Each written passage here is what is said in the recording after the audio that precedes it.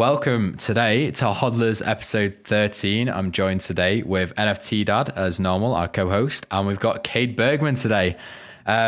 Cade does a lot of stuff. He's been in the space for a while. He's a content creator, YouTuber. He does TikTok. He's a podcast host. He does everything. You've interviewed a whole lot of founders, whole lot of projects. You have a series on YouTube where you do your brutally honest reviews, which is really cool. You've had a lot of projects on there. You've also got George Kingdom, which we'll go into. That's your personal brand. About there you go, repping it, of course. About self-development and like improving your life and stuff like that. And yeah, so today we're going to talk about his journey, what he thinks of the space, where he's going, the future of you, where you want to go. And yeah, we'll get straight into it. So who is Cade Bergman? What do you do? Thanks for the intro, and I appreciate you guys letting me on the show. So yeah, man, what am I about? Big question. Yeah, I've been making videos for a long time. I guess I would probably identify myself as someone who just kind of like gets a goal in their head or some kind of something in their head, and then just cannot stop until I have completely squeezed every drop of everything out of whatever that is. And so like for a long time it was soccer. So I know you tracked back my YouTube a little bit. And so I've been making videos for like at least 10 or 12 years now. There's a second channel. I don't know if you saw it, just my name, and doesn't have a second N on the end. And it's an older channel where I have even more soccer videos I didn't on see there. that. So We're going to have to do some digging. Yeah, I think it's like 2009 or something like that. So been trying a long time. Didn't realize what it was until probably like halfway through that. But at that point, YouTube was saturated. I didn't really understand the business model. Business never came normal, or it didn't come naturally to me. So the fact that I have a business, it took me 8 months before I accepted that it was a business. The first 8 months, I just was like, oh, it's just this thing I do to make like a little bit of money. And then I was like, wait, I like built out a whole business by accident. I had all these things going. That's so cool. And then very recently I started reading like books like this. Been changing everything. I saw that on your Twitter. Stuff. I saw it. My God. You've been talking about that a lot. My God. I need to get it. It's been nuts. But yeah, no, I get obsessed with things. And so I just pile forward, it was soccer first, then it was fitness, and then it was podcasting and traveling and vlogs and stuff like that. And then I found NFTs. Started trading, got into it like everybody else did, and quickly realized that trading is a whole thing on its own, and you have to like dedicate time. You can't just like kind of trade here and there. You're probably gonna get fucked if you do that. And so I was like, okay, well, I want to do YouTube. YouTube's the thing I really want to do. Trading is kind of like, it's fun, but I don't need to be trading. It doesn't have to be my main thing. And there's other ways I can kind of participate and actually give back to the space that isn't just me like shitposting on Twitter and doing stupid stuff. Maybe I can help. So making review videos. Didn't really have like an ideal plan or layout or roadmap of where I wanted to go. I just started making any kind of NFT video that I thought could be popping, could be something different than the top 5 NFT projects to buy. That's all I was seeing on Twitter and YouTube. And I was kind of bored of it. And I was like, man, this is lame. Like none of these videos are helpful to anybody. It's just like people being shilled to do things and pretending like they're not. It's so silly. So I started doing reviews, podcasts, and just literally built it up, the resume from there. So you've just been going with the flow the entire time. I think that's the best thing to do. Obviously, you need like a loose vision of where your end goal needs to be. But then just, like in the space, there's new things every week. Like you've got one hype, then another meta, then there's a new thing releasing, a new thing, then there's like crazy news coming out and the space dies and then it comes back again. There's constant things. And with Web3, that's sort of like one of the main benefits we've got with Web3. Like there's so many opportunities, like being in the space, being a content creator like yourself, having your own like brand, your project, you can do so much stuff. And yeah, I really respect the work hustle. Like you've been doing so much. I've tried YouTube. I do the live streams on YouTube, of course, but every single week I sit down like, right, time to start YouTube, time to start recording some videos, get some videos out. I get to it, I'm like, this is so much work. So much work compared to like a TikTok, like whip your phone out, record a quick TikTok, music, edit, done. YouTube video is hard work. So I really respect the hustle and the podcast as well. Like it's not easy, just you're a really, really good speaker. And like, I used to be a terrible speaker. But like forcing yourself into these situations helps so much. Well, it helps. And also it's like a business thing. Like the more content I put out there, the more clients I get, the more partnership opportunities I get, the more everything comes just with content. Once I adopted that Gary Vee belief of just funneling everything and posting as much content as you can, I just subscribe to that belief, and every opportunity that's come for me has been because of another piece of content. Every client that's ever come to me has been like, hey, I saw a video on your YouTube, or someone sent me a video, and they literally have all just come from random videos I've posted. And I'm like, okay. And from randomly, like I remember I posted like 6 videos on a Pinterest because I thought I could maybe take that app over. And then I was like, I don't really want to understand this. So stop. But someone came to me like, hey, I saw a random video you posted on Pinterest. And I was like, oh, no way. what? That's cool. Are you That kidding is so me? cool. So yeah, that's what kind of gets me through. Cause I'm like, every single bit of content is a chance and opportunity for something crazy to happen. And I've had crazy meetings just from stupid videos being posted. So yeah, I see you're heavy on the like I always see like the daily update to post on YouTube Shorts and stuff like that. But yeah, it's crazy. Like YouTube Shorts are just doing the monetizable stuff as well now, I'm pretty sure. But January it starts. Yep. Yeah, I read into it. I don't know if this is true, but you've got to have 10 million views within 90 days on Shorts to be monetizable. Moly. So it's separate to having a normal account with like 4,000 watch hours. So even if you're eligible for that, you're not eligible for the YouTube Shorts payout. I don't know if that's true. I'm pretty sure I read that on the official website, but if it is, then sucks to be us, I guess, because we ain't getting 10 million views. That is a lot. But yeah, going into you and your journey. First of all, I want to say you did the traveling thing, right? Didn't you? Was it a van? You hired out of a van, or you had your own van and you traveled? It was basically a van life, but it was a yeah, that's so cool. tiny little hybrid car instead, because I didn't want to buy a van in case I didn't like it. I was like, I'm gonna live in this thing for a few months. I think I'm gonna go for like a year, but I don't know. And so I just didn't. I mean, I could have probably sunk some money in, but that would have like really sucked. That would have taken a lot of the money out of my crypto bags that I wanted to keep playing around in. So I ended up just electing to keep it and just take over my mom's old car. She was gonna sell it, so I paid a little bit of money for that. Got the hybrid car. And then ripped out all the seats to have this whole documented thing on my YouTube channel where I just kind of like turned the car into a mobile home and then lived out of there. Basically, the goal was to be a travel photographer and just see what that did for me or something and just see what happened. And so I kind of went with that and just did that for 6 months. And man, the most arduous, filled with lessons and depressed and anxious and stressful 6 months of my entire life, but glad I got it documented. Very happy I documented some of it with video. I didn't end up documenting as much as I thought because it was just harder than I thought to do it, but the photography was good, and that ended up being turning into like my flagship for my brand and my NFT projects. So yeah, was that all solo? Was that solo travel? Yeah. What was like your biggest lesson learned from that? Did you have any valuable lessons whilst you were out there? Dude, I had a lot of solo for 6 months is probably a lot on psychology. Like, I wanted to do that as well. I wanted to go Thailand, travel Thailand on my own and just live out there for like 6 months to a year on my own. But thinking about it, it's obviously you discover yourself and it's crazy. But again, being alone for 12 months, just you and yourself. Obviously, you make friends along the way, but that's a scary one to push into. Yeah, no, rarely do you make friends. I made a few friends along that trip, but I mean, you don't really talk to like random people on the side of the street as often as you might think when you're traveling solo. At least for me, it took a while to kind of acclimate, especially also when you're not. I wasn't making any money online, and I wasn't making money in general. I just had saved up a few $1,000s and was just living off that. Yeah. So like, imagine waking up stressed about everything because you don't even know where you're going to sleep that night. Like nothing's laid out for you. There's no casual sort of breakdown of how your day could potentially go. It's usually like you wake up and have zero clue what's happening tomorrow.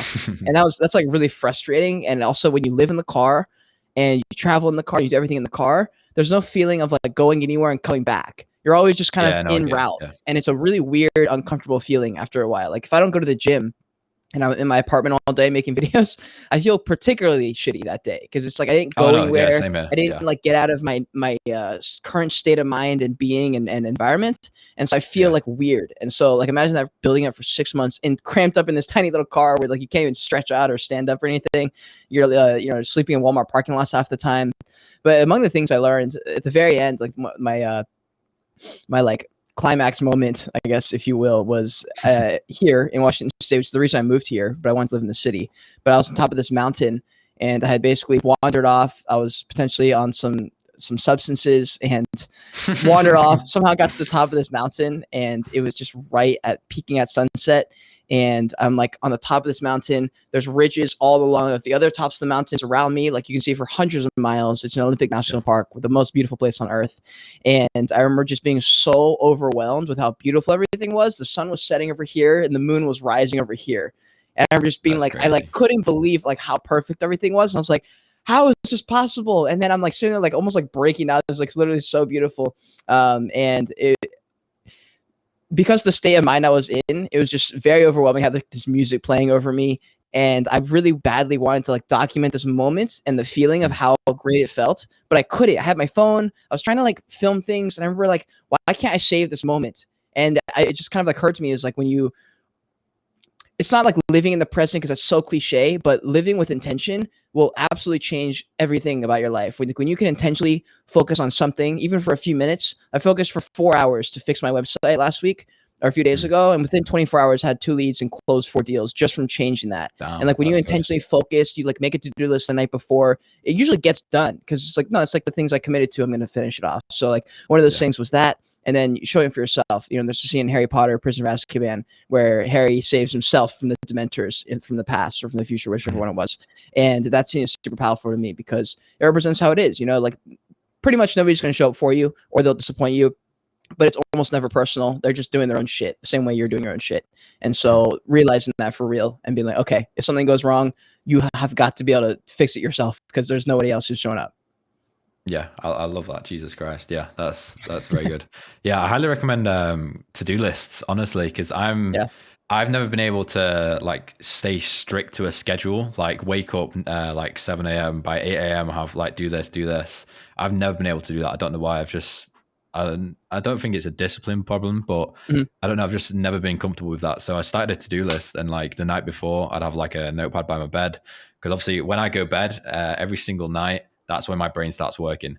As soon as I shut my eyes, like every single idea I've had for that day, boom, just comes out. Like I need to do this. I'm like, do I get up? What do I do? Yeah. So I just write it all down the next day, just slowly go from a to-do list. It's been so productive since then.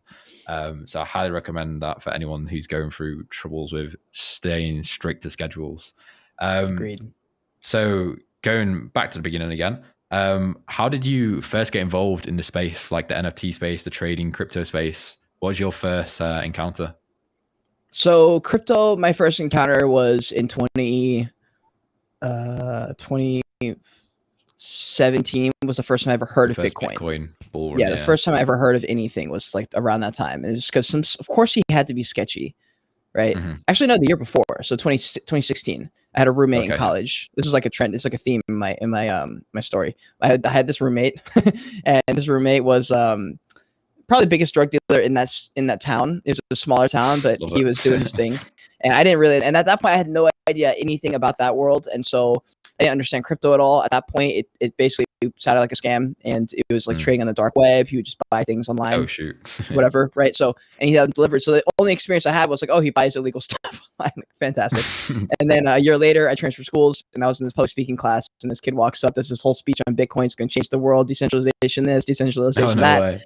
And I'm sitting there going like, what the fuck is wrong with this guy? He's got like, you know, he's got like slacks that are like super oversized, like these old shoes. And I was like, this dude's gonna change the world. This technology is gonna change the world. I remember didn't even Google it or anything. Just completely laughed it off. Everyone in the class, by the way, laughed it off.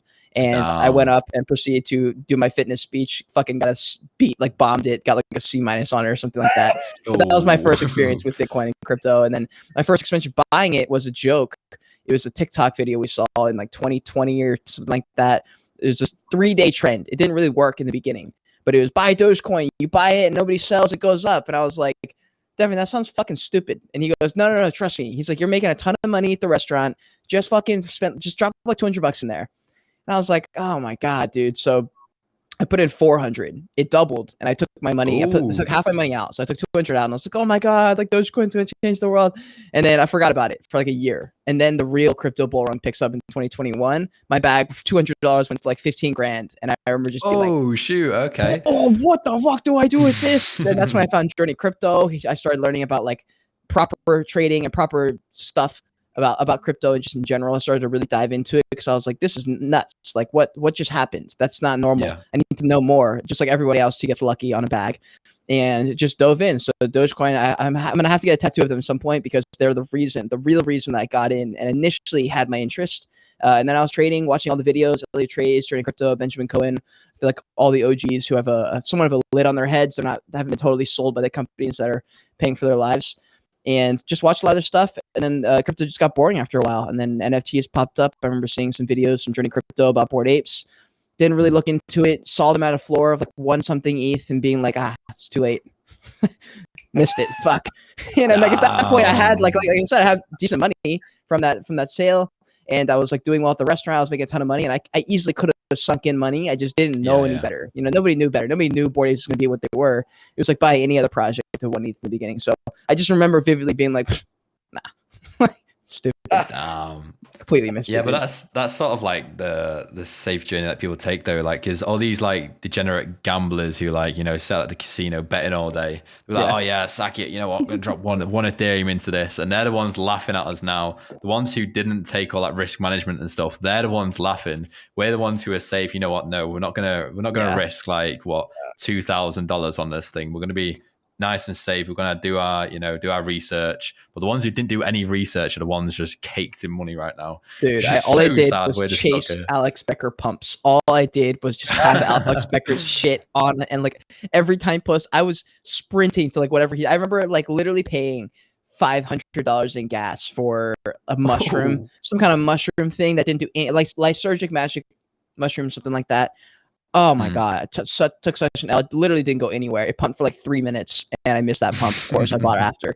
And I was just like, man, catching Alex Becker's calls are hard, man. And it's funny because like my first real break into the NFT world, like as a person within it rather than just a participant, was because of an Alex Becker shill that happened to domino onto someone else that dominoed onto me.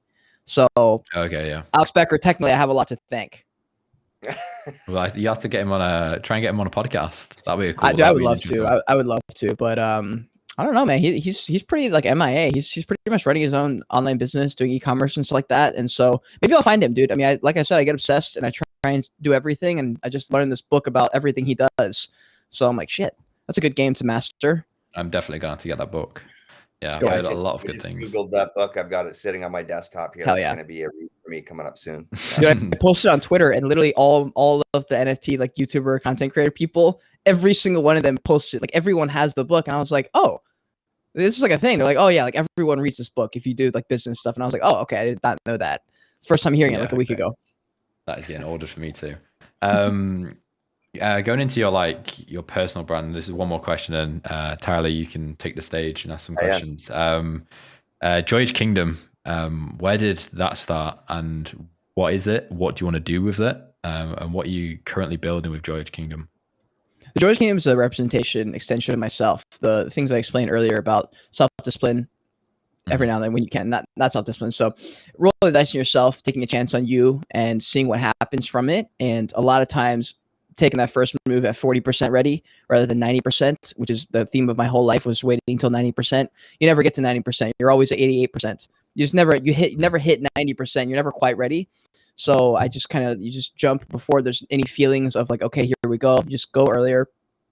And you like every single good decision, every single big moment came after I fully decided to commit to like myself, if that makes any sense. And so when I finally decided I'm jumping in this car, I'm going to go test myself against the world or whatever. And I have no clue what that even means or looks like, or what next week will look like, or what comes with this new challenge. And I'll just figure it out later.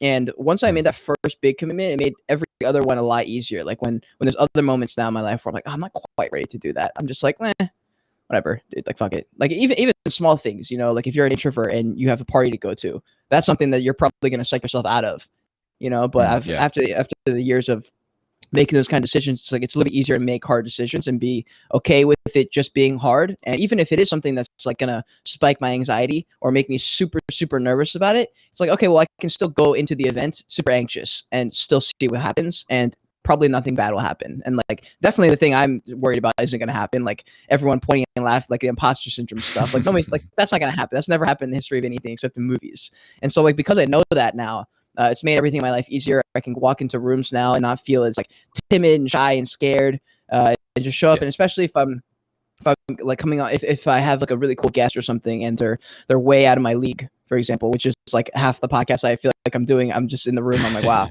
why am I here?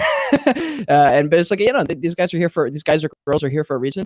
They wouldn't be on my show if they didn't think there was something here. And I'm like, that's something to take some confidence in. And so the Joyage Kingdom is about that, like drawing your confidence by earning it. And the problem with the brand is that it's everything encompassing about my brand, which is the business, it's the show, it's my actual brand, and it's literally like everything I have is just under the blanket Joyage Kingdom. So sometimes it's hard because I'm like, oh, it's this, and then other people are like, wait, I thought it was like your business. I thought it was this. I'm like, okay, well, it's also that. It's also this. I just call all of it Joyage, but it started a long time ago. Yeah. Have you always been like really good at speaking and like the storytelling stuff, or has that come with the space and come with like hosting a podcast? Because personally, like I used to be terrible at speaking. Like in school, I was horrific. Like I was scared to stand up. But like doing like I do like live streams and stuff on like YouTube and stuff, teaching people. Like with our Discord, I'm just like in the voice chat, teaching people in there, talking to people. Then the podcast as well. Like it's helped me so much. Like in person as well. Like I was like naturally an awkward person, but now I don't know. I feel like I can literally go up to anyone and just ask them anything. And I don't know. The space has helped me do that. Yes, has that agreed. been the same for you? Yeah, I think it's probably accumulation of a lot of things in my life. You know, like I grew up my dad worked at this really rich private school with a bunch of people who had the best genes on earth, and so everyone was beautiful except me. And I was fighting to not be dead last on the totem pole was my basically entire life until I was like 16. So I grew up getting used to talking to beautiful people in general, and so I never was scared in that regard.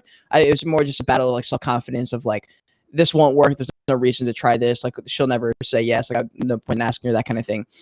And so years of doing that, and then transfer schools when I was 15 or 16, was able to shoot up a little bit because I went to a public school. It wasn't as like rigorous. Like everyone there wasn't beautiful. So I was like, okay, I'm like somewhat average in here. This is cool. I can kind of reinvent myself. And so a little bit of that, you know, lots of trial and error and sometimes getting put into situations I didn't particularly want to be in, having to figure out a way out. I did a lot of observing when I was a kid, to people that I looked up to or thought were cool or had something I wanted. I would observe, try and emulate. A lot of times I ended up pulling off whatever they did later on in my life. Like my freshman year, I remember seeing this senior who was very popular, you know, good looking. All the girls liked him. The hottest girl in the school loved him. And I remember being like, man, like, I don't know what this guy has, but like, I need to have that. And like my senior, I did the same thing. I did like this, he did this big proposal in front of the whole school at this assembly. And so I was like, I'm going to do that. So my senior year, I like one-upped it. I did it at like my other school, which is way bigger, and did the same kind of thing and didn't feel any different. And I was like, okay, well, I guess this doesn't work or something like that. And so my whole life has been just a bunch of that, trying things, seeing something I want, basically doing everything I can to get it, getting it, and then seeing if it filled the hole in my soul. And most of the time it didn't. And so I just keep going. But you're like always learning things about yourself. So I feel like it's that continuous search for whatever. And you kind of stop looking for the gold at the end of the rainbow, and you start to not as much care about it. It's not like I enjoy the journey yet, because it's still like a fight every time. And, you know, I don't know like at what point you start to feel more secure, but it's still like a race. But I'm not as concerned with the final goal. Like I feel like no goal's gonna be there, just like everything else I've gotten to. Every other accomplishment and goal I've wanted to set, eventually after putting in the years, I end up getting there every time. So I'm like, okay, it's gonna be there. It's sitting there waiting for me. I just have to continue putting in the work and try not to get too psyched up and too amped up about little small things happening day to day. But as far as like speaking and things like that, it's been putting myself in weird situations, talking to random people, and the accumulation of experiences like that, and having good conversations out of when I went into the conversation thinking it was going to be a lot worse or more stressful. And I had this job at the restaurant where I had an excuse now to just randomly go up to random people and start a conversation, and there's no weird awkwardness. I can just be a worker who just says, how are you doing? Most of the time the conversation goes really well. 30 seconds later, I'm out. I've had a good conversation and nothing bad happened. And I think from there, I just sort of built it up. Then with the podcast, absolutely, the podcast has really helped out. Yeah, that's cool. We're going to jump into talking a little bit about your reviewing of NFT projects. But before we jump into that, just hearing, you describe the Joyage Kingdom and also Leon, hearing you describe some of your experiences.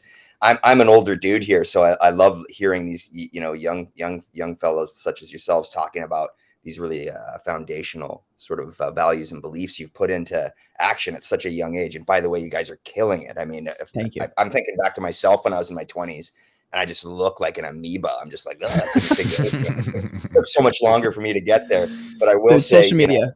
That's why. Yeah, right. It's 100% social media. It didn't exist when I was in my 20s. I mean, people would use pagers and stuff like that. So, and I've got 3 kids now. And NFT Dad. That's kind of my story. Nice. And I'm just thinking back to some of the things that you're saying, and having confidence in your future self, I think, is one of the really cool things that you've sort of described in your journeys, and rings true for me, having to figure out lots of things over my life. But one of the books I want to recommend, we've got .com Secrets up. Cade, great recommendation. And another one's called The More Molecule. You guys might want to check this out. Ooh, I've heard of that. Dopamine. It's so good, man. I read it. Well, I listened to it while I'm working out and stuff like that.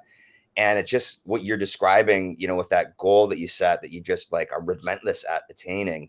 This is a dopaminergic behavior I've read about, where dopamine really fuels this. And then once you get there, like basically the future is kind of like full of phantoms. Like there's all these ideas, you know, things that you want to see happen. But when you're in the moment, like right now, we're in this moment together, what kind of chemicals are encouraging you to move on in this? And that's you know, vasopressin and you know, another non-dopamine related drug that kind of reinforces the here and now. And that's always fleeting, right? So it's like this relationship between, you get that goal, that dopamine bump. Once you get that goal, then it's got to move over to oxytocin, which is kind of like that drug that you feel good here and now. But that's really helped me sort of stay focused on, you know, I love the future. I love what's there. I have confidence in my future self, even to the point at a flaw where I'm like, I'll buy these NFTs. My future self solve that. And it goes to zero, and you're like, okay, future self, way to fucking go. You got that's a bag full of flatline NFTs, you know, like way to go. So really, but you always do, right? You always do take care of it. So it's like, I mean, okay, I figured it out. That's how it goes. That's great. But also, I chase, in the same way, like these kind of things. The reason I love the podcast so much, and the reason I do them probably like 3 times a week still, like for the past year straight, is because like I really like how you completely get like pretty much. Very rarely can anything from the outside world affect me during a podcast. Like once the podcast is on, it's like a dedicated, you know, intentional conversation with the goal of connecting, and then also like pulling out some good value if you're watching. And during that time, like pretty much nothing else matters. And I think it's really important to have those times, like the hour and a half you're at the gym or walking to the gym, coming back. Like that's really nice to not be in your normal state of mind. Same with the podcast. Like I'm totally zoned in when I have a podcast. Like at first, like if you have your phone out, you're still like kind of connected to everything else you were doing. Things can still make you stressed out and things like that. And this is great because it's like totally intentional. Yeah, you're in the stream. You've jumped straight in. You're not at the side dipping your toes in. I remember pre-pandemic to sort of the discussion around getting comfortable speaking in front of people over years of, you know, just being in front of people. I got comfortable, and I thought I could never do any wrong. Yeah. And then I had a big fuck up where I was in front of about 400 people. I was a host of a cooking contest outside at the university in BC at UBC. And we were right at the end, and I was like just killing it, like jokes. People were loving my vibe, and we were right to the end when we were drawing the winners of this big cooking competition. And the sort of guy that was organizing things told me the winner, but I looked right at the wrong person and said the wrong winner, and everyone was like, you know, you could hear the DJ. Oh my god! Oh no! Yeah, and I was like, everyone's like, oh fuck! And, like my father-in-law was there, like everybody was there, and I had to admit I totally fucked up. And then for me, that was like a big moment because people were super nice to me. They were kind. We fixed it. You know, no one shanked me later on. None of the chefs came up. Out, but I survived, right? But anyway, just to the point that you can fuck up huge too. 400 people out there probably think I'm a bit of a dildo, but I don't care. I'm okay now. I survived, right? So I've recovered. But anyway, let's jump into the next question here. Yeah. I want to hear a little bit about your. I want to hear so much from you, but again, we've got a bit of a limited time here. I want to know, out of these hundreds of NFT projects you've reviewed over the last couple of years, or has it been almost 2 years? Have you been able to pinpoint some patterns in mistakes that you see them all kind of making? I'm just curious about that because there's a lot that are at zero now. Yeah, and there's tons of mistakes that people make. A lot of them, center around, especially now that I've read this book, it's like glaringly obvious now. It's the way their narrative is presented to the outside world. They think that, like, I think the biggest problem for most NFT projects, most content creators, is the self-awareness factor of who's watching this content and who's going to see this and what are they going to take away from it. And if you even thought about that before you post the stuff, a lot of your content is not going to hit anybody, and it's just going to be out there in the ether. And 16 people are going to see it. They're not going to think anything of it. They're just going to engage with it. No problem. Nobody remembers you. And then 3 weeks later, you drop your mint, and you're now irrelevant. Congratulations. That's the roadmap for 99% of projects. And so, because they don't think about how they're packaging it, they don't hit anyone. And so nobody sees it. No investors see it. No partnership companies who are potentially looking at NFT projects are going to care to partner up with you. And no new people are going to join your project because none of your content's geared toward any of them. And so that's basically been the foundation of my channel and my company, was because I focused on that when I had 900 subscribers or something, or 400, 900 subscribers. And I started making review videos, trying to podcasts, trying to do anything that wasn't top 5 NFTs to buy. So I could carve out like a new niche and hopefully start a revolution of people at least disclosing if they're going to be doing anything that's paid, like at least disclosing it, even if it's not like a promo, even if it's something else or some kind of thing to disclose it, because it's shitty if you're not, and probably is illegal. I imagine it's illegal. So they don't make additional content, and so they don't have like, for example, on their main website, on their front of their website, there's no video explaining who they are, what they're doing, who's their team, why it makes sense to invest in us, and they're not packaging in a way where you watch that and say, okay, I'm in. Almost no project has. There's like a couple projects who are like, holy shit, I don't know what that is, but I want it. Like Hate Beast, when their trailer dropped, boom, mic drop. Everyone wants it. Like it did not matter what they did from then on. They were going to sell out, and there's going to be crazy hype for a little bit. And if that's your goal, then that's the kind of video you got to put out. And they knew exactly what they were doing. Like, we're going to hit on every single degen, but the trailer's going to be so good that it doesn't matter who you are. The shock value is going to be enough to transcend everybody else. Doesn't matter who you are. So they crushed in the marketing department. Where they lacked was like the brand building in the community. They had a little bit of that. But they didn't focus enough for the amount of hype that they had. Like the amount of people that drew in from that trailer and just the hype and attention around it, they probably should have allocated like 20% more money just from their overall supply of money that they had going into fund the project into managing that. Like they did manage it, but like I don't think they even realized. I don't think any of us realized like how much attention and hype they had. I mean, they literally ran up to like 12 ETH. That is so much money. And it was just all these pictures. It's total speculation. And if you're not going to be hyped up a project like that, then you have to have a video where it's enticing. And for that, you also need a project with an idea that's not just a PFP. So another big mistake is the derivatives. Almost no derivatives work. Almost none. Maybe they work for a day or two. But if you're a project founder who does care about your project, a derivative probably isn't going to work. More than likely isn't going to work. And then the third one is they don't understand Web3. They just don't understand the culture behind it. They don't understand why to do something versus not to do something, or like, why is this a mistake? I'm like, because your ear's not to the ground. You're a founder. You're like, you don't know who your community is. You don't know who your team is really. You just kind of hired whoever developer. And it's just very like non-professional, I guess, is probably like the best way I can describe it. Just not professional. And I'm all about, not showing up to work with a tie on. Like, that's not what I mean by professional. I just mean like just doing your due diligence and like following up with things and paying attention. Most projects can plug all the holes that sink their ship by paying better attention to what's going on Twitter and just engaging and doing things in a narrative that like line up with what's going on. And that meta changes weekly. So I think every project needs like an advisor, and the advisor's got to be someone with their ear to the ground. So it can be a YouTuber, it can be a content creator, it can be a shitposter, or someone like whoever is there on ground zero doing the dirty work. Like you've got to have someone in. There's a lot of big projects that fucked up their mint. I remember I was in a lot of meetings, especially in the bull run, where they would offer me like 10 or 15% of the mint to do these things. And I would just like hear their marketing plan. I was like, dude, that's not going to work. You realize you paying Logan Paul for an Instagram shout out, it's not going to convert buyers. His audience is a bunch of like, they're not interested in NFTs. So like, just because a million people see it doesn't mean they're going to buy the NFT. And they didn't understand that. Like, no, you don't understand. Like, yes, it will. And I was like, no, you don't understand. No, it won't. It literally won't. And none of their projects did well because nobody bought it. They had like 2 ETH in traded volume from like the sad 9 people who fell for the marketing plan. And can you play that out for us a little bit? I'm just really curious, like when you're invited into these meetings as somebody that's a, successful content creator, where do you go from there when you're like, no, actually, this isn't going to go? Like, do you say like, I got to distance myself from you, or do you follow through with like talking about with their project? So I don't do anything with them. So typically in those kind of meetings, when I've been offered that, I'm just like, look, there's something I can give you. There's something we can do for each other. So just good luck. So it's typically in like those kind of exposure meetings, like, hey, I have an offer for you. It's going to be irresistible. It's going to change your life, blah, blah, blah. I take those every now and then. Cause like, maybe I'll also be surprised. And every now and then it is a good meeting. Or maybe it's not as like sketchy as I thought it would be. But most of the time, if it starts out like that, it's typically some kind of like Ponzi or some bullshit, or they're like, oh, let's pay this guy. Like, when they sound so sure of themselves and like, this is going to work. I'm going to do this, then this and this and this. And I'm like, oh boy. Okay. Wow. So yeah, I typically don't. Can you recall any examples of where maybe you're like, I'm not sure, like I'm on the fence, but you're like, okay, I'm going to take a risk. And then you've gone and sort of talked about it and then it's hit or it hasn't yet? No. So the reason I did the reviews is so I never would have to rely on the promos. So the reason I did the reviews was so that someone would eventually hit me up in the email and say, hey, we want you to do a review instead of a promo. We want the review.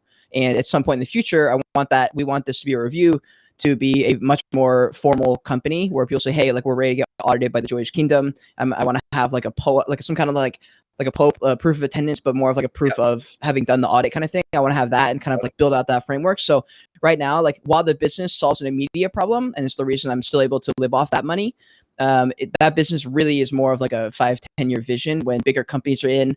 And it's also kind of like a case study on myself. It's like when the companies do come, like who can we rely on? I have like a business backed with like experience and like all these videos, like all these examples of actual things that have been happening and things I've done, where they can say, okay, like this is something we want to have on the team or as an advisor or something like that. Or when big companies come in and there's another run, or when the metaverse starts to come and like everyone becomes a metaverse project, I need to be that audit company so I can make the most money and I can like take up that market. So what you're saying is people are going to show up, you're going to come to you, you're going to be like, look, this is going to be unbiased. Like I'm going to actually kind of poke at holes. I'm going to poke at your project, but this is a process where, you know, you can say you've submitted to this in some way, you've been audited, and then you can stand by that because you've got X number of years of experience in the space, which is my next question. You know, at what point are you at that point, you know, where you're now full-time content creation, Web3? Like, are you at that point now? Are you fully self-sustaining, or is that still off into the future a little bit? Yeah. So the way I set up my reviews was basically so it's a win-win-win-win for everybody. So I get the review, I get to post the video, right? So it's helpful for my content in general because everyone who comes to me for the reviews gets it from another YouTube video. So it's like every time I do one, I know it's another exposure for me. They get exposure. I've had projects who do a review with me, get like 400 views, and a private investor comes and like DMs them because they like something in my 400 view video. So it's like, it's not really about the numbers. And I found that out firsthand because I went full-time at 900 subscribers a year ago. When I realized how, well, I looked at money differently. So if I make a deal and I make $1,000, for example, $1,000 pays for a month of rent, which is 30 days of content. That's like 200 pieces of content in my world. I can post a lot of shit in that time, and I can probably get another lead in those 30 days I have time to buy my next month. So that's kind of how I looked at the money up until this point. And so I forget what your original question was with the review. Yeah, just so you're full time now, basically. Oh yes. So literally just a few weeks ago, I've been full time for about a year now, totally on my own, living off the really honest reviews and like advising and all those things. So my business was paying for everything there. Then when the market slowed down, I was like, okay, well, this probably will still work. Like it's still like a somewhat foolproof business. I was like, it should work. So I had a little bit of money still on the side. I ended up spending a lot during the bull run because I kind of looked at like tuition. I had to spend money to learn things a lot of times. So I would just take L's sometimes, but like not really be bothered by it. So I made a ton of money and I lost a ton of money as well. But since I wasn't trading, my goal wasn't really to buy expensive NFTs. It was to like try things and try new blockchains and test out things and like join communities. Like I bought a bunch of expensive NFTs because they were like friendship tokens almost. If I became friends with the founder of a project, I want to hold their NFTs. Sometimes they're expensive. And so a lot of them became that. A lot of my best NFTs or like my favorite NFTs I never sold. So they're still in my wallet kind of thing. And so I never really made money off those. I basically lost the money technically. But why have I forgotten your question twice now? No, it's so good. I mean, I think you've answered it. No, but that's because you've answered it, which is you have gone full time. You're weathering, you know. Oh yeah. It's crazy. Now you're weathering the bear, and it sounds like you're still killing it. Well, that's what I was going to say. So the up until 3 weeks ago, since I was working full time at home, I sort of get sick of working at home. So I don't know if this is like a thing. I feel like it happens to a lot of people. Worked my whole life to be able to work at home. Finally get to work at home after a year. Say, oh, this is why people go into the office. This is why companies want people to come back because it's exhausting and it's like miserable sometimes to be at your home 24/7. Like the only time you leave is like basically go to the gym or like get food or something. And I was like, man, I want to like get out and be social. But I also don't want to like waste that time. Like I'm in this grind mode and I just can't get out of it. And I don't want to get out of it. So I'm like, how can I get paid and have fun and relatively like not have extra stress in my life? And I was like, well, like the restaurant industry has always been fun. You always make a shit ton of money and everyone there's cool. So I was like, like maybe I can try that. Like it's a great way to meet people in the city. And it's hard to do that. If you don't have a job or you're in some kind of club that meets every couple of days, there's not really another way you meet people, you know, especially in NFT land. No one like does NFTs. And for the most part, when I do meet NFT people, sometimes they're weird, you know. So anyways, so I was like, let me try this out like a couple times a week. I can give up a few hours a week and try this thing. So I joined a restaurant just for fun, and literally the best decision of my life. Like I made friends. It's good to get, like I said, to get out of that normal state of mind and environment. And so I just run around the restaurant for a few hours, and I'm just behind the bar. And it's fucking easy. It's just like I walk home, I feel accomplished. I'm like refreshed. I'm like, okay, like now it's time to go into NFTs. I feel like it's almost like a side hustle again, because I'm like, I get home and then I edit for 4 hours, I go to sleep, and I wake up, and then now I have like a full day of YouTube, and like I only do it twice a week, so it's like not like taking too much of my time. But you know, the money from the restaurant easily pays for my rent, so now every single cent I make is just profit. So I'm like, this is lit. Like, I really enjoy this now, especially in a bear run. Like I want that extra cash because like I want to build up. I want to buy a mutant ape. Just I don't know why I just got this in my head a few weeks ago. Now I want a mutant ape, so I'm like, okay, that's like a fucking lot of money. So I gotta budget for that and like all these things. So. Oh, good for you. I love this. So what you've done is you've taken the in real life job and you've flipped it and you've made that your side hustle. And exactly. You've got the Web3 work as your main and set it. That's beautiful. Yeah. Over to you, Leon. What I got you up for the next question here. Yeah. Carry on with like working full time in the space. There's a lot of people that are on the grind right now to work full time in the space. Like you see so many people on Twitter, like starting off as like Discord mods, then they become like community managers, and then they do like the club manager and the founders, advisors, all these things. What would be your biggest piece of advice for someone who's trying to go full time in the Web3 space? You guys start making content. You've got to stop making excuses and start posting about what this is my drafts right now, so this will be very relevant to today's conversation. I truly cannot believe, and it makes me so upset when I tell my dad, start making YouTube videos or TikToks. You're an expert. You're in the most lucrative industry in the world, and you're fucking on top. You're like at the top. He works in Silicon Valley. He's representing the United States at like massive conventions for computer science and education. He's like top of the food chain, right? And I'm like, dog, all you do is talk to people. Your job is like talking to people. Like, how do you not have a show? That doesn't even make sense. Like, you're a fucking idiot. I'm like, start making videos. He's like, no, like he's so traditional with how he like rises up. You know, you get a job, you work really hard, you get promoted, blah blah blah. So he's very subscribed to that model. As I continue doing my thing, I'm hoping that he starts seeing things I'm doing and says, wait, he posted a YouTube video last year and he got a full-time offer from that YouTube video. Maybe I should do that because he's way more qualified than I am. He's like 50 and he's like been working on all these companies. He's like, and he's right now he's actually interviewing at some like blockchain companies, which is hilarious. I'm like, holy shit, you're actually gonna jump into this world with me. So like that's gonna be really exciting. I think it will happen at some point. But either way, he's an expert. There's so many experts right now on TikTok. Like for example, there's a lawyer called Lawyer something. And he just makes these funny videos and he just drops knowledge about lawyer shit and he makes funny skits. And dude, he's made so much more money because of those social media. He has clients, he gets consulting offers, stuff like that. So he gets a lot of money from the online business. And I'm like, you're already doing it. Like just film your conversation and put it out there and like pay some guy, like you're making money. Just pay some kid in high school or college a few $100 a month or a few $100 a week and like have him edit everything. I was like, you're gonna get at least one opportunity a month, which will probably pay off for you paying for this editor. And I just can't believe how many people aren't spending that extra time. It doesn't have to be a lot of work. There's people who put in the most low quality TikTok videos, barely edit a thing, and the videos do well. They don't even have to do that well. You just need a couple hundred people to see it. Like my first bump in the NFT space came from Ugaverse when I made a video. It took like 30 minutes to make. I just had a bunch of questions about them. I liked them, but I was like, hey, there's a bunch of like things that I think are interesting. Like you guys haven't answered them. Here's my questions. And they saw the video, saw the other videos I put out, and they basically like sponsored the channel. And I joined the team for like 6 months, and I worked with them. And that was like my first inkling into space, all because of one silly YouTube video. I didn't even think anything of it, and like I just can't believe people aren't doing that. Just posting more content and then stacking skills. That's something Alex Hormozi's really hit on is stacking your skills, get good at stuff.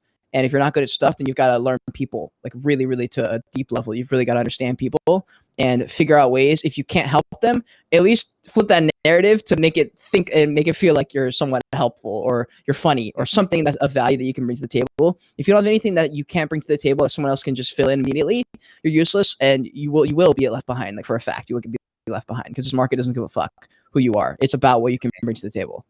Mm-hmm. Yeah. Going back to like your dad and having like just someone sat there 24/7 editing his videos. It's like Gary Vee, for example. He has don't know what his cameraman's called, but he has him literally walk around everywhere with him. Yeah, that's the one. But he like goes to all these meetings, all like his events and stuff like that, and just follows him everywhere with a camera. Yeah.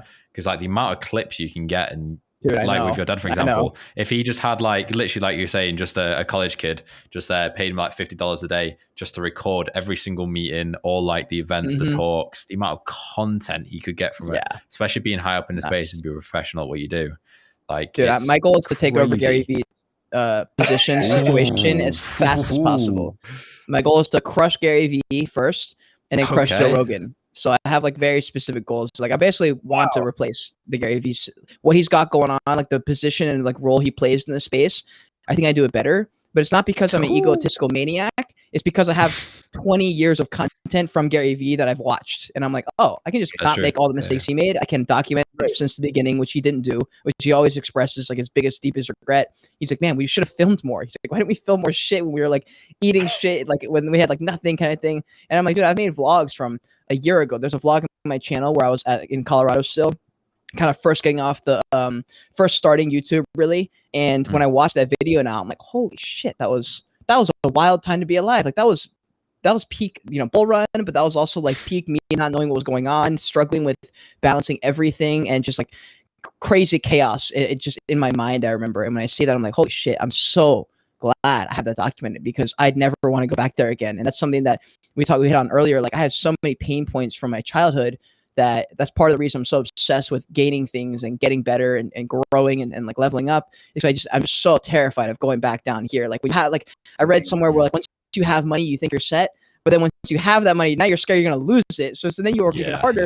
And I'm like, shit, like that's definitely going to happen to me because I am terrified of going back to like a helpless state of like, if I got to pay for gas, I got to check my bank account. Like, can I actually afford this gas? Can I afford to go in and grab this sandwich? Like those are things you think about when you're not like exactly rolling in cash. And I just like that kind of state of mind it's really hard to think anything higher level when you're worried about shit that low, and I do not want to go back there.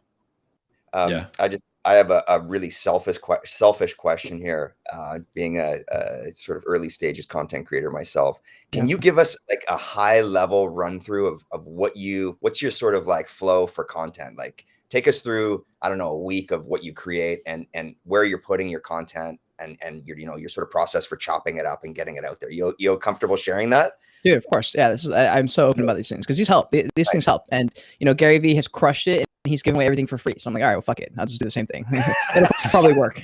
Or if not, like someone else will see my content and be like, oh, he knows what he's talking about. Let's bring him on.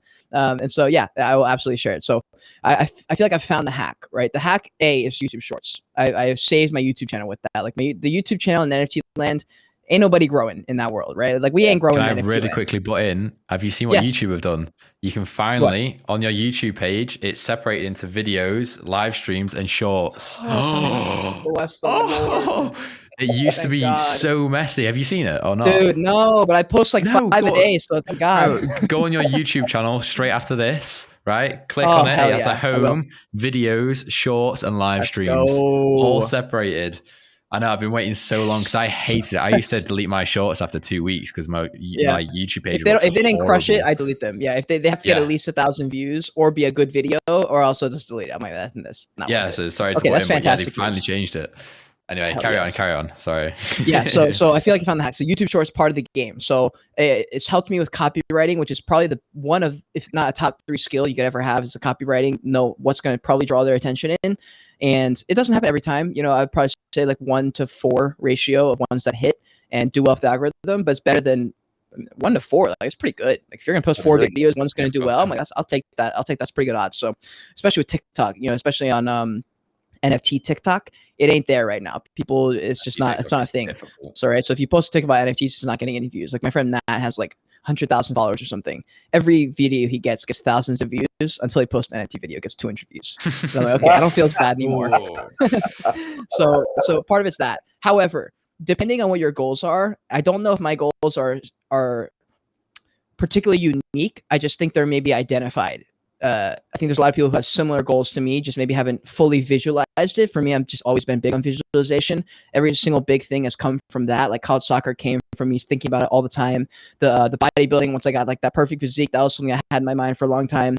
With living in my car, I remember living in my car, and the day, like a few days before making this video of me in my garage or something, and sitting in the back trunk, and like having a video of me sitting in the back trunk with just my garage in front of me, and saying like, one day this will be like a mountain or like a river or something beautiful instead of a fucking garage. And then like 3 months later, I took that same exact video outside of like literally, it's hard to explain. They're called the Badlands, basically like the Grand Canyon kind of thing, and just That's unbelievable. I'm feeling like, wow, bro, I fucking did it. I fucking did it. So, anyways, because of that goal in my mind, which is to beat Joe Rogan, to be basically maybe in Web3. I don't know what Web3 will turn into, but whatever this industry we're in that I'm building as a personality and a character in, I want to be the number one show. Like when people say, hey, we need to go on the show, what show is that? I need to be in that top 3, if not number 1. I need to be the one where people want to come on the show, right? They don't say, oh, like, I got this podcast next week. I don't know. It's like, oh, like we're trying so hard to get on the Joyce Kingdom show. Like that's the goal. So because of that, I have to post an ungodly amount of content because I need to get everybody. So I do as many podcasts as I can. If I have a free day, I'm looking to fill it usually. If I'm not streaming, like I try and stream at least 3 days a week. If I don't have one of those, then unless it's a break and I'm just taking a break intentionally, then I'll be like, okay, who haven't I interviewed yet, or who has something coming up that I can be like, yo, we did a podcast a few months ago. You guys have this thing coming up. Do you want to talk about it? We can do like an hour shot podcast. We can chop it up. You guys can use it for your own content. I'm obviously gonna cut it up. It's great exposure for you. Almost every time they bite. So I'll do those things like that, and I'll go back and I will spend the majority of my time editing those podcasts. And I get 5 to 20 clips every episode, and I'm filming 3 weeks. So I have at least almost 100 drafts at any moment to post all the time. So I'm posting 5 a day at least, right? If I could post 12 a day, I would. I literally can't do it. I just can't do it anymore. To interrupt every hour of my day to post it on 5 different social medias is miserable. And I did that for like a year, and it worked. I just right now there's like other things that it's more important to focus on other things and take it down the volume a little bit temporarily, in my opinion, because I'm building out the business and the background, the back funnels of my business again. And so I would say the podcast clips are a hack. You know, if you do podcasts, it's a great place to start. It is almost every big relationship in connection I've made has been because of that podcast. Or it's just a great way to meet people and talk to people. And, you know, like you like us now are more connected because we sat and talked for an hour versus just trading DMs and stuff. So the podcasts are great. If you have an inkling of an idea, just film it right there on the spot. Even if it's on your phone, you can always post it on your phone and make a better version later. So I'd say just posting the video, making it, adding captions is one. Adding captions changed the game, especially for short form content. In my opinion, it's non-negotiable at this point. And then really thinking about how I said earlier, the target audience, who's going to see this video? Why am I making this video? What's a potential great outcome that could come? I think about those things every single time I post content. Like if I'm making a video, I'm like, okay, who is the best ideal customer and what's the best ideal thing they could take away? And then what could I do that's going to bring me money and bring them value? And could that come from them seeing this video? And if the answer is yes, then I'll go along. If the answer is no, I either piece it together and figure out a way to make it like that, or I say, okay, it's not for this person, it's for this customer or this client. Now, like how does the funnel change? How does the offer change for me? How does my narrative around how I present myself in the video and what I want to offer and things that I hit on a little bit more specifically, how does that change? If I'm making a video about dick butt NFT, some like that random project a few months ago. I know exactly who's watching that video, and it's not a CEO of a business; it's a fucking kid, right? So I'm not gonna bother making a 2-minute video like ad in the middle of it about my brutally honest reviews because they're not paying for it because nobody's watching it's gonna hire me. So a lot of things like very like specific, dialed in self-awareness around content creation and always funneled it. Like Brett said it a few weeks ago on my show. He was like, if you're not making every single piece of your content with a funnel in mind or a call to action in mind, it's rough. He's like, you shouldn't be. You should focus on getting something, at least driving to your website or your Discord or your YouTube or something, you know? Very cool. That's awesome. I love that. And I'm going to take that clip, so chop that up and use that on my channel at some point. That's beautiful. And thank you for sharing that. I know that's gold for so many of us. Is this you still, Leon? This is still me. Yeah. So switching over from the content now, back to the NFT space and the future of the NFT space. We hear this every single day. But I'm guessing you probably know best. What does the NFT space need to do to evolve to the next stage? Is there any things you can pinpoint that needs to do and transition? No. So because it's a new emerging industry, and in the beginning we wanted everyone and anyone to join, we typically would pander to whatever it takes to get the numbers in, right? And so safe space, everything's always a safe space, right? You can't God forbid you insult someone or someone gets upset at something you said or it gets whatever, someone gets their feelings hurt in Twitter space, right? Because of that, we've breeded quite a victim mentality within the space, I've noticed. There's rarely any accountability. You know, I remember when I lost World of Women Galaxy, it just got ripped out of my wallet. Just a stupid scam link that I clicked on. Just wasn't paying attention. After 10 months in this space, not a single hack. I just like I was editing something on my computer, had a video pulled up, was doing something, saw Discord notification pop up, and I was like, oh, I must have missed that announcement. Let me go connect my wallet real quick. Didn't think twice. Connected my wallet. It asked me again to connect my wallet, and I was like, wait, didn't I just connect it? And I was like, am I high? And I was like, okay, I'm not high. I definitely connected my wallet. That's not good. And so I went back to Discord. The link is gone. Everyone in the chat saying, disconnect your wallet, disconnect. I was like, are you fucking kidding me? And I was like, which wallet did I connect? And I went back and I was like, okay, like I don't think there's anything in here. And then I went back and I was like, oh, it's like it wasn't a main wallet, but it was like one of the main wallets, I guess. And I was like, oh man, like there was a couple like NFTs I really liked in there that I don't know why they were still in that wallet. They should have been in my ledger. The World of Women NFT should have definitely been in the ledger. I don't know why it wasn't. And I just remember looking at my OpenSea and it's like one NFT was transferred out right after I disconnected everything. So I watched that get sent out and then listed and sold within 60 seconds. And it got listed within 60 seconds. It got sold within 10 minutes. But at that point, I had a decision to make. I was like, okay, do I be an asshole and flag this NFT and punish somebody else who's literally not even going to know that it was taken from me? Or do I just say, oh, that's my tuition fee? I just fucking took an L, my first L. So it's not even that big of a deal for me. It was an expensive L and it hurt because I really liked that NFT. But, you know, I guess it could have been a lot worse. They could have had access to all the funds in that wallet and all the other NFTs. They only had time to transfer the one that they liked the most, I guess. And so I tried my best to flip into a positive. I was like, okay, I had a Dogecoin in there. I had all these other NFTs that I fucking have so much emotional tied to. It's okay. I'll survive. I'll just buy another one later or something, like whatever. And I made a video out of it. And I was like, okay, this is a great way to spin it into something helpful. Nice. And I mean, it's like a little bit of a safety video. But as far as the future of the NFT space, we need more accountability. We can't have people complaining and whining to founders. And, you know, one thing goes wrong and they're expecting the founder to come in and fix it. You know, I've seen this happen a lot. Someone loses an NFT and they expect the founder to just reimburse them or give them an NFT. I'm like, dog, unless the NFT is like $200 like max, that's not going to happen. Like it doesn't like, it's just, I mean, unless you're like some public figure, maybe someone would donate one for you because they're trying to get on your good side or something like that. But that's not going to happen. And there's a whole lot of that. People don't want to do the research. That's why I made the Brilliance reviews. So like I said earlier, with the Brilliance reviews, not only do I win because I post the content and the team wins because they get their video out there, the team also learns what I think they suck at and what they need to spend more time on.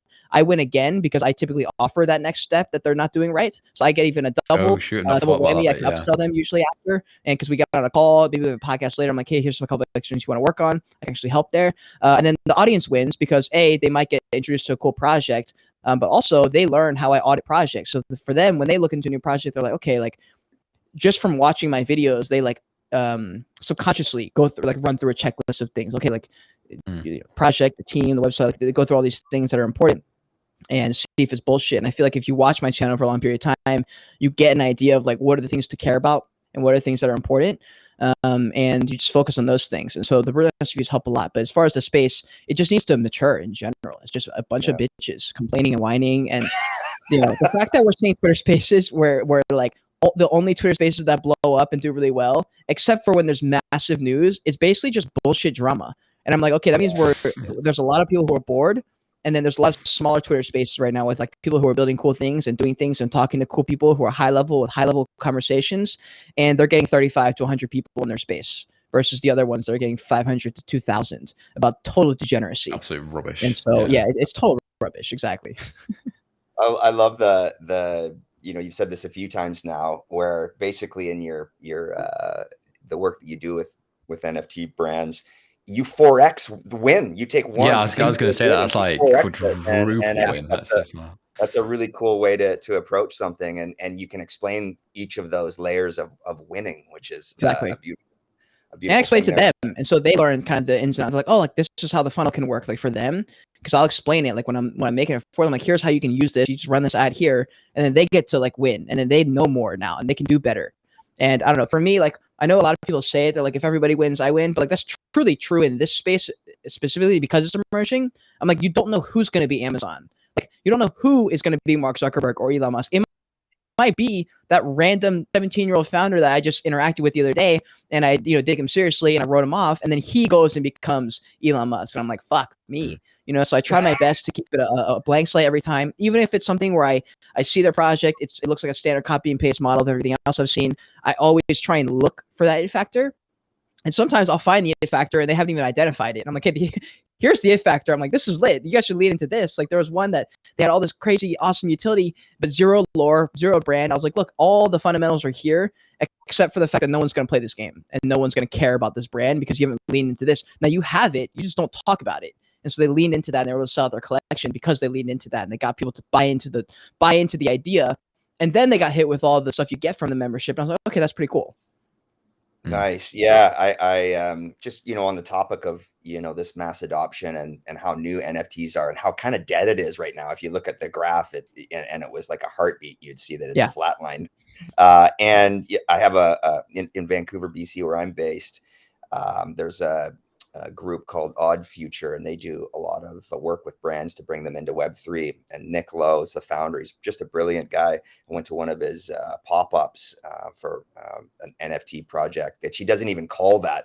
So kind of, this will lead to a question for you, Cade, but I want to just give the background to it here. Artifact, Starbucks, Reddit, they're approaching, some new meta here in terms of NFTs by saying by basically like, you have to try to find the word NFT anywhere. It's like not even NFT. They've just come up with different names. It's a journey token. It's it's a run pass. It's, for my friend who's doing his running club. It's a running club where, essentially you are just using Strava. He's bootstrapped Strava into the game so that he's using an existing app where people don't even realize that when they join the club, they've bought an NFT and it's in a non-custodial wallet. People have no idea. And then eventually, they start to realize, oh my God, I'm on the blockchain and this has been tracked this way. I'd love to hear your thoughts on, Reddit and how, this mass adoption model has moved by, basically people seeing I've got a huge user base. Reddit has something like 540 million users. Yes. Now they eke in an NFT, but not calling it an NFT. I'd love to hear your thoughts on that. Yeah, that's a fantastic question and something. I could talk about these things for, like I said in that message. I can go on this episode also as long as you guys need. But also, I love just talking about this kind of thing. And like I mentioned earlier about me always looking to the past and not wanting to go back there. Because of that distaste for the past and me wanting to go into the future, I am beyond interested in what happens, and I'm beyond interested in being here, what happens, and seeing it and be able to see where my channel goes and how I navigate those waves and do those things. So I can't even wait for that. I'm just excited. Like whenever I think about the future of NFTs and the metaverse, I think about the digital online communities and having a social identity that you fuck with and identify with and can represent yourself in the metaverse, which we're already in on our phone. Cause I don't like, for example, I haven't gotten a haircut, even though I need one. I need to cut it here probably because it looks better on camera when it's longer. Like it just looks better. But in normal life, when I'm not on a camera, the hair looks really long to a point where like I just don't want it that long. And I just won't cut it though, because it matters how I look online way more than it does in the street. Like I could give a shit what my coworker thinks I look like, or what random Joe Schmo who's yelling about whatever he did yesterday on the street thinks about it. It doesn't matter. So because of that, I'm very aware of how digitally we think and live. And with Reddit is that exactly. It is all of that on one app. And so the Reddit thing, I've seen I've seen everyone jump on the bandwagon, but I only see probably 3 or 4 people actually jump on the bandwagon, and who like started their own subreddit and actually spent time on Reddit and talked to people and figure out how to get karma, figure out what karma is and why karma exists and like how these things happen. Nobody else is doing it, bro. They're all on Twitter. They've already bought all their followers. So, they got all their followers last year, just doing a bunch of whitelist giveaways. It's fine. They're at 100K. They don't need to worry about it. They're like, I can just jump into Reddit. People will give me respect. They'll suck my dick like they do on Twitter. No problem. Now we saw Franklin Board get like deleted after fucking like one Reddit post because people just don't care. And I was like, okay, love that. It's because you got to earn your way in again. And I like that idea because I can win that game. I've done that before. I'm like, I can do that.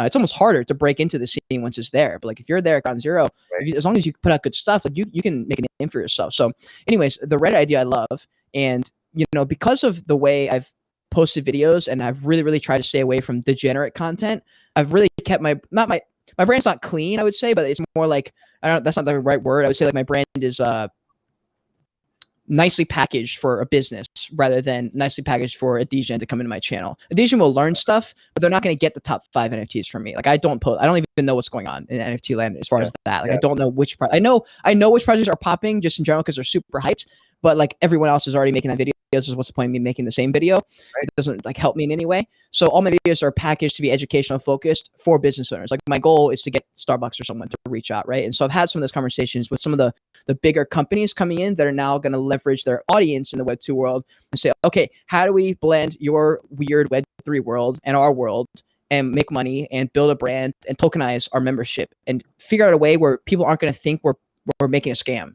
Or like, that's the scariest thing. Like, it's a couple fashion brands I've been talking to, and they're like, yeah, we love the idea and we want to do this. And other companies have done it. Like, we've seen other big luxury brands, hop in the space, but we're just trying to figure out a way where it doesn't burn our image and people don't look at us and write us off. And I was like, look, you're going to lose part of your audience no matter what. They're already going to hate you, but who gives a fuck about them anyway? Do you want people who are going to judge one thing you did? Like, get the fuck out of my community anyway. Like, I don't want you. Like, my Discord, if there's people complaining about bullshit, I'm like, dude, just get out.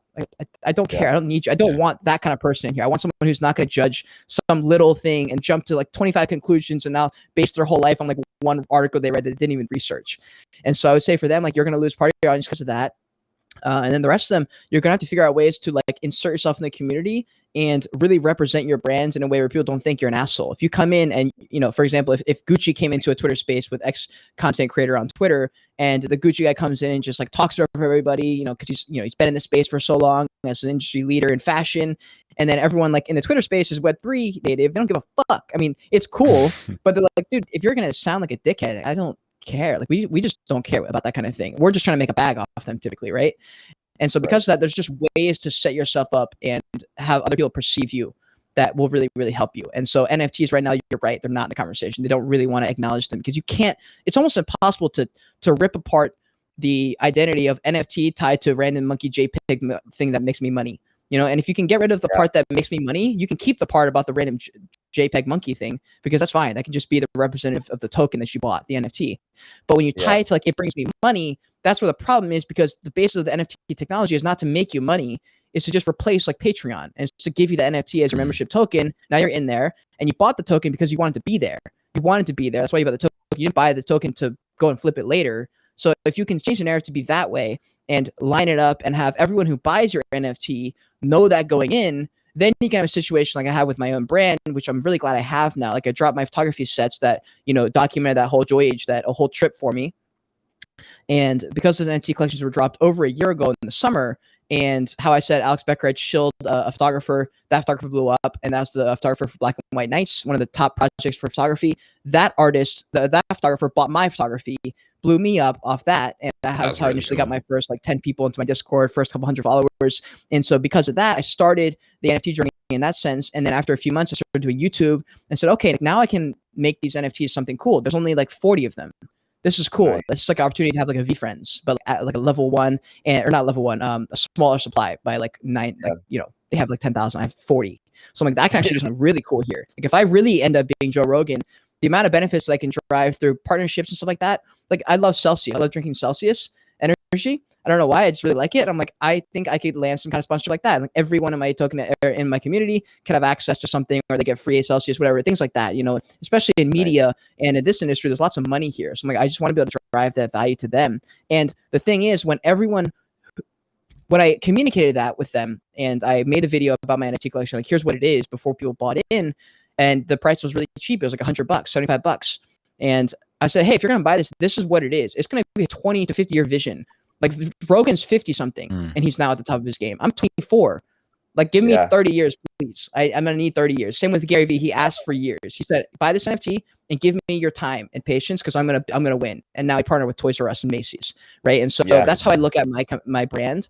And if bigger brands can adopt that mindset and that mentality and drive that out as the narrative of why you want to join here, you should only be joining for the Gucci NFT if you already buy Gucci clothes and you want to have access to our limited edition drop we're doing with X company later this year. That's what you get with this NFT. And people don't buy because they want to flip. They buy because they want that access token. So if you can change the narrative to that, I think that really helps a lot of people. And that's where the companies are at, or that's where I'm trying to get them to. They're almost there, but that's where they're thinking. It's like the framework they're looking at. So amazing. Wow. That's really cool. I think, in my own brain and my own journey in the NFT space, I'm kind of at that precipice where I'm like, do we need to like distance ourselves from the word, the name, the stigma of NFT, or do we double down on that as like the culture and the dirt and the guts and the drama and all the weird shit that is sort of created this subculture that I think kind of reminds me a little bit of the skateboard culture back in the day, and the art that's there, and sort of all of these really immature sort of shills and ideas. It's just for the art and no roadmap, and all the gross stuff. I'm like, do I embrace that and bring that in? And then no, that's not really going to do the mass adoption, but it's also kind of like a war story. And then when mass adoption starts to come in and people kind of, don't have great long-term memories, they're like, oh, I remember that crazy shit with the monkeys. That's pretty cool. That's clout. That brings sort of validates that person was there through that sort of crazy frenetic period. Right. But we're not calling it NFTs anymore. Now it's, basically just an access pass to a decentralized community that's going to kind of push back on the big, metas and all these massive companies out there that have held everyone's bag in their fucking hands for so long. Now we got a different journey. That's a 5-10 year play. That's where we're headed. And if you have the right communication, your fans, your community will be okay with that. Like if you tell them, hey, like for example, I just interviewed Minnie from she's a founder of Zen Ape. They were a massive project back in the bull run. They were one of the first Kong tanks NFT, if you remember Cyber Kongs back then. So they're a project that came from them. And I asked her, we were just talking about it, right? And she was like, we're having a really tough time because we launched so long ago. There's been so many projects, and most people just like don't even know what's going on. Not because they don't care, they just like have so many other things happening. They don't even know that they should be caring.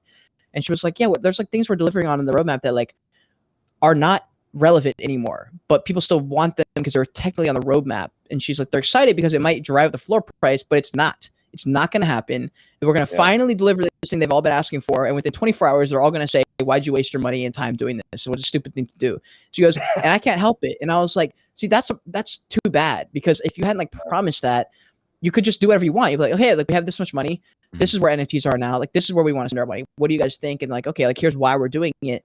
And if it's a mature community, the right kind of people that you attracted, and you did the proper type of marketing and didn't just pay for promos and like, buy your followers and buy your giveaways, then you'll have like a fairly diversified, educated audience, and they won't be a bunch of degens, and then you can finally start to build out something. But the thing is, they were Gen 1. They were like round 1, round 2 of NFT projects. At that point, they didn't know what it was going to be. It was just buy these pictures because you want to be in this community. And if that's what it was in the beginning, it's almost weird now that we're asking those same companies to now be something else. Like now have a product. It's like, well, you originally bought because of this. Like it's not technically fair to now ask this other thing, right? And that's kind of a problem, because there's no written contract. There's no, hey, this is exactly what's going to happen. And that's what you should do if you're like getting on a team or a company. When you sign with them, like, hey, make sure that you've outlined exactly what is expected of you for the compensation you're getting. And if they start to say, hey, we want this and this and this, say, okay, totally fine. What do you pay me? And get what you deserve. And so with that kind of thing, like it's all about the communication, and it's huge. And not enough founders do it. That's why a big reason I did the podcast, because it gives them an opportunity, helps me out, but also helps them. I'm like, they get to go on, have a good show. They don't have to show prepared. They don't have to know who I am. I'm just going to run the show, ask some cool questions, connect. I want, like, my goal is to have their community be like, damn, they're cool as fuck. I didn't realize how cool they were. And then the new people to be like, that was cool as fuck. That was a great conversation. I want to see another one. Like, you should interview this guy or this girl. And so that's kind of the goal, is like for everybody to win, because it truly does help everybody. Yeah. Yeah, and that's been, and I'll the next question over to Leon, but that's been our journey. Leon found me on TikTok, and we just started interviewing people, and we've been having such a blast, and we've met the most amazing people out there. So over to your next question there, Leon. Yeah, I was just going to carry on with Cade's point there. It's more like, I think for the entire space to evolve, it's just the audience. It's just like the space in general. Everyone's so used to like following these trends, and it's so hard to skip from one trend to another without buying like these fake followers. Like Goblin Town, for example, they started the entire Freeman absolute terror, and it's just the audience that's in the NFT space at the minute isn't mature enough to realize. Everyone knows that, like, I don't want these Freemans. We want the space to move, like, into this new evolution, but no one's actually doing it. Everyone's saying this, oh yeah, we need this to happen, but everyone's sat there doing absolutely nothing. Oh, 3 minutes, I'm going to go for that. Like the next day. Right. So from one day they're like, oh yeah, we need to do this, this, and this. And the other day you're like, oh, there you go. There's a naked goblin. Let me go buy it for like $2,000. Like, it's like having this dream. It's like having this dream buy that you want, but then always having snacks in your house. Like you're never going to get anywhere. You're just always going to eat the extra 500 circles. Yeah. That's right. But going back to Reddit and mass adoption, do you think that's key for moving forward? Like, most of these big brands now, they're trying to move into the NFT space without saying the word NFT, like Tyler was saying. And I think that's key, because the NFT NFT term has been given such a terrible name.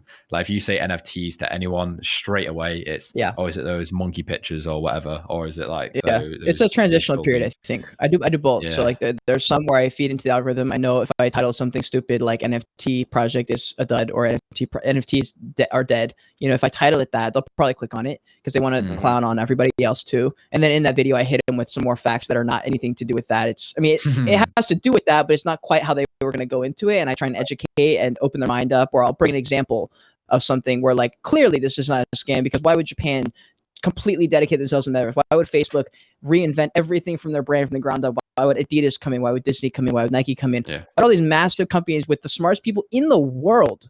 Like you can't just sit here and say, oh, that's stupid. Like, no. Disney, Adidas, Nike.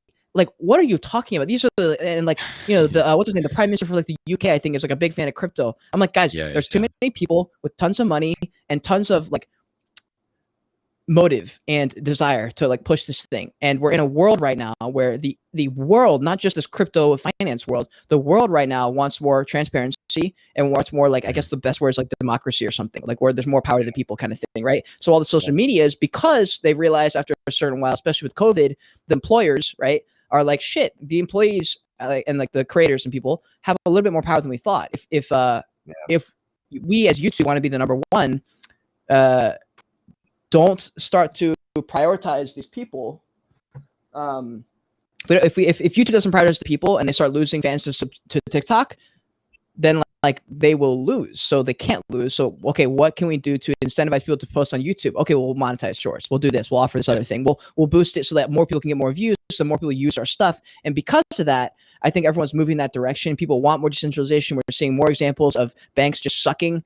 And we're like, we don't want that, but then we also don't want the other side, which is like total control, where, you know, like I said, you connect your wallet and you lose very expensive NFT that you own. That's also sucky too. So there's got to be an in between where we realize that the answer has always been Web 2.5. It's always been and whatever that'll turn to later. But like, there's got to be a balance of centralization. You can't have a fully run DAO by random ass people and expect anything good to happen. I'm like, that's not how anything works. Nothing ever gets done. If there's not a captain of the kickball team, no one will ever pick teams, and it'll just be a bunch of people standing around hoping someone gets picked by a non-leader, and it's just not going to happen, you know. So I think it's got to be, and that goes all the way back to accountability, how we talked about earlier.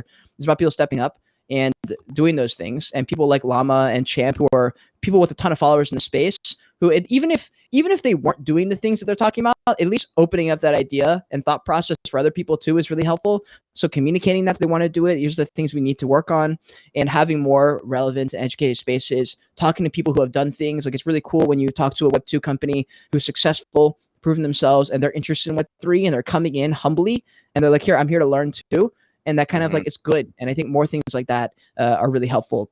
And as far as the future of the metaverse, I just don't see a world where we're not more digital. It doesn't even make sense. I mean, we're already moving in that direction. So if the world's more digital, it makes sense that finance to be digital. And it doesn't have to be Bitcoin or Ethereum. Like, it might be some USD coin that the government puts up. But either way, it'll be online. And there's opportunities everywhere when there's anything new. There's always opportunities to talk about anything. You know, you can be some random 15-year-old kid and make a cool video that breaks it down. Next thing you know, the company reaches out and they want to bring you on board as a team member. Like, that's just the power of social media. And so I think leading into all those things, and all of it's digital. So yeah, completely agree. So one last question, and then we'll leave it with the last question that we ask everyone. This is going back. This is a bit of a light-hearted question. Going back to the podcasts. Out of all the podcasts you've done quite a few. Who's been your favorite? Who's been the most interesting one to interview? Oh my God! Wait, let me. Can you name one? Here. Can you give us one? Let's see. I have a playlist here, so I can just run through it. Yeah, I can't even remember. I don't want to like leave anyone out. Okay. Let's see. Podcast. Here we go. You're gonna be scrolling for a while. No, there's not too many. I'll be able to remember like the big ones. So your question, what was specifically the question? The one I liked the most. Who's been your favorite, and like who's been the most interesting, I guess. Oh man, we better be top 5. Yeah, I may have to give you like a few people. So like Kosher Plugs was we went way deeper than I thought. We talked about some really cool stuff. So Kosher's episode was really good. He's another NFT YouTuber. We talked to him, right, Leon? Did we talk to Kosher Plug? We had Kosher. I don't know. I don't know if we did or not. I can't remember. I don't think so. Maybe. NFT Pasta. If you guys know him, we did that was one of the 4-hour podcasts. We just talked about everything, dude, literally everything. So definitely like those were really, really awesome for me, for sure. And then I don't know, man. I feel like the Doodles one was probably one of my favorites because it was so early. It was very early in my journey, and I got them like kind of right before their initial hype. And so that was like one of my first big ones. I mean, there's a few here, definitely like Champ, the Voltura podcast, like Anonymous, and then my final one. This will be my last one. Was probably the one with there's the former CEO of Bungie Project, which is a big art project that I like, and I have their NFT, and I love them. And Greg Norman was the very first person. He's a super high level entrepreneur, super high level business owner, business builder. And when I interviewed him, I remember the whole game changed. That was like one of the turning points of my brand when I realized that there's a different game I could be playing here. Like, he's a very legit business guy from the Web2 world, and he understands Web3 to a T, and that's why he crushed it as a CEO of a few different projects and got them to do their thing, right? And the way he spoke about things just really, really opened up that business side of me, and I was like, fuck, like, that was cool. I want to be in that kind of, like, I don't know what that was, but I liked that energy. And so that really changed the game. I was like, oh, maybe business is like, maybe NFT projects are businesses. And this was really early on. This was like right when people started thinking about that. They're like, wait, yeah, NFT projects are kind of businesses. And I got that same like memo basically right at the same time. So I was like, holy shit, they are. And that's when I started making that kind of content, which attracted so many other NFT project founders because of that one interview I had with him and the way I changed my mindset towards things. And he's been a great friend. Every time I reach out with something, he's always there to answer questions. He's just so experienced in that world. Awesome. And so he's been really, really helpful for me. So yeah, but I've had so many guests. It's really hard to pin it down. There's a ton of other people that didn't even mention that were great conversations as well. And man, it's been a wild ride interviewing all those people. Yeah, hopefully we're slowly getting there. We started off with like, we were just going to do like crypto NFT people, but then we started doing like businessy, then trading. We're just going to do the entire thing, I think. Slowly get there. We did like 1 to 2 a week for like, what is like a solid like 2 months. That's then right. like, I launched a few things. Tyler was really busy. So this is, we had one last week and we got this one now. So we're back on the grind. Hell yeah. 1 a week minimum. We're back. We're back. Let's go. Yeah, Spotty Wi-Fi. That was a really fun one. Yeah, Spotty Wi-Fi. That was a really fun one. Yeah, he's like a crypto punk rapper. That was really, really fun. Hell yeah. But yeah, finishing it off with the last question. This is like the last question that we ask everyone. But going back in time to the very start of your NFT journey, what is one thing or piece of advice you would have told yourself, or is there anything you would have done differently? I would start making. Yeah, I would have started making content a little bit earlier, and I would have also participated in a little bit more DGen videos, more than I did, which was 0. I posted, I would say, out of 100 videos, one of them was an NFT like DGen stuff video. And I think there's a game to be played for the attention side, which is like when you have 100,000 followers on Twitter, it looks a lot better and a lot easier for other people to take you seriously, just because of that first initial, you're like, oh my God, 100K. So I wish I played that game a little bit more, just because of the numbers game that helps you. It hasn't affected me that much. I've still landed the coolest podcasts and connected with the coolest people without it. But it wouldn't have hurt. So I think, making one of those, I think I was trying to be like self-righteous, and like the ego was like big in there. I was like, I don't need that kind of video. I can make it on my own. But like, I should have played the game a little bit. And then when I got into the Ugaverse team as a team member, and I was doing some of the alpha videos, I was helping their Discord and stuff like that, and doing some of the things I did in their team, I was like, man, I could have done that for probably like 5 other projects and made like $20,000 a month or something, way more than I was making. And I just didn't think about it because I think it was so new. So at that period, though, I don't know if I would have been ready for anything like that. I think I was just so brand new, just really excited to be there. I was still really, really early, and I didn't have a lot of followers, still had like a few hundred on Twitter. And it was slow growth. But I mean, I don't know. I've always had that belief of, I heard Iman Ghazi say this in podcasts, he always knew he'd be rich. And he's like very rich. I never had that inkling. I just knew that in some capacity that I would be remembered, I guess, and not after death. I don't particularly care what happens after I die. But as far as like, I guess famous would be the closest word. I always knew that I would have some level of fame because I'm obsessed with it. And like, I don't know if richness is tied to it, but I knew I would become someone within an industry. And it became because like I didn't have that. Like growing up, I was like I said, bottom of the totem pole. So because I lacked all that attention, and when I walked into a room, nobody batted an eye or even glanced in my direction. So because of that, I was like, fuck all of you guys. I'll be famous and I'll like win everything. And like, you guys will all, it's like, it came from that for a long, long time. And I'm sure part of it's still that. Now it's just a little bit more fun and not as like not as much of like a pain, desperation thing. But now I'm like, I'm in, and I'm like excited to be here too. So it all kind of adds in. But yeah. Yeah, that's similar to us. Like with our group, MCR Trading, it's just like a group of traders basically where we teach people how to trade for free. Yeah, but that's awesome. we missed out on the entire hype, like the NFT hype. Yeah. Like we were mainly focused on trading. We're like, you know what, NFTs are doing well, and then we joined literally like beginning of this year. But by that time, all these projects and like these alpha groups and stuff already had like 100K followers. We were so late to the trend. I missed out. All these like random NFT people. You go on every single person's account who says like, oh, NFT content creator, or just like NFT people. They all have like 5K followers, 10K, 20K followers. Missed out on it all. Extremely sad. But I'm here for the bull run, here for the next big thing. Hopefully there's something on top of NFTs that I can just go, you know what, boom, straight into it. I'm grabbing all the followers. I know it's selfish, but like all those people who are sat there now, all these like, not projects, but like these big communities who are sat there on like 80K followers, 200K followers, like give it 5 years looking back on that now. And like, if I go onto like someone's Twitter and see that they're verified with like 300K followers, it's like, damn, okay, right. The amount of like, opportunities they probably get compared to like us. Like with this is very, very basic, but like doing like the whitelist giveaway stuff with NFT projects, when you go to like projects to collab, because I do this a lot for our like our community, straight all they look at is Twitter followers. That's it. If that's literally it, and we only have like 1,000 followers, so they instantly go to our Twitter. They don't go to our community, our YouTube, our Instagram, anything. Instantly to Twitter. 1,000 followers, no, sorry, you can't do that. Yeah. But like if we would have joined the space a few months early and just hosted like a bunch of whitelist crappy giveaways and farmed followers for a few months, sat on like 80K followers, we could have got any collaboration in the world. We would have been living life right now.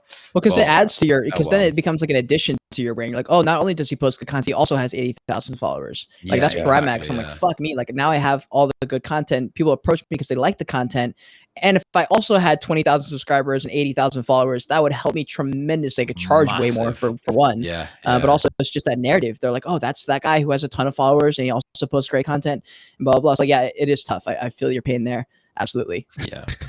I just subscribed to all your channels. And I think one of the things we can take solace in is that the three of us here and in this space right now, we all get to hear the final sort of death wheeze of the NFT space. Listen to that wheeze, and then now we're a part of a new journey.